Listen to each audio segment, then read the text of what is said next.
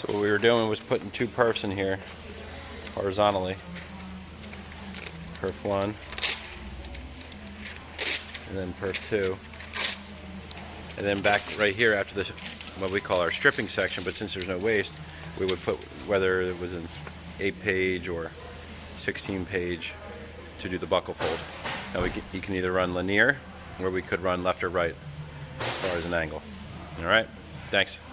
And here is the perf blades actually on the magnetic cylinder going against an Anvil cylinder.